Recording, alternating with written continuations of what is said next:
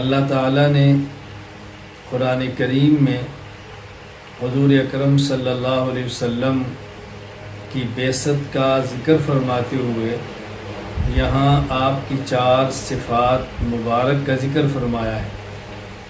یتلو علیہم آیاتہ ویزکیہم ویعلمہم الکتاب والحکمہ۔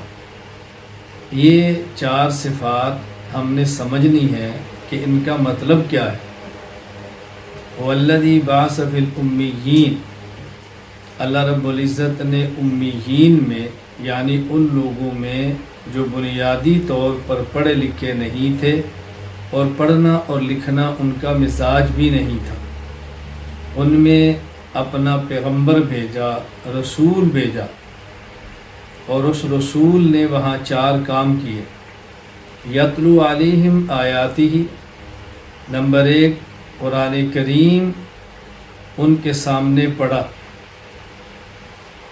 ویزکیہم، ان کی اصلاح کی، دل کا تزکیہ کیا، ان کے دل کو پاک اور صاف کیا۔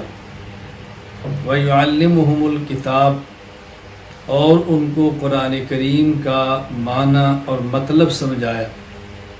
والحکمہ، اور اپنے مبارک عمل سے شریعت پر عمل کرنا سکھایا۔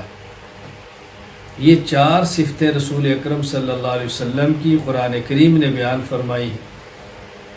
نمبر 1 یتلو علیہم آیاتہ، قرآن کریم کے الفاظ ان کے سامنے پڑھے تاکہ وہ قرآن کریم کے الفاظ کو سیکھیں۔ نمبر 2 ویزکیہم، اور ان کی تربیت کی، ان کی اصلاح کی، تاکہ وہ ہر وقت شریعت کے احکام پر عمل کرنے کے لیے تیار رہیں۔ کوئی حکم شرعی آئے تو فوراً لبیک کہیں۔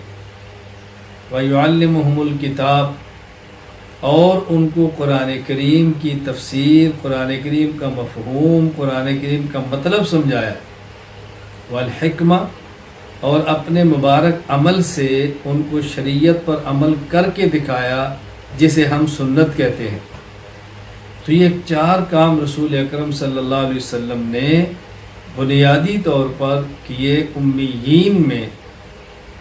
امیین میں جنہوں نے آپ کا مبارک کلمہ پڑھا تو انہیں صحابہ کرام کہتے ہیں رضی اللہ تعالی عنہم اجمعین، رضی اللہ تعالی عنہم اجمعین۔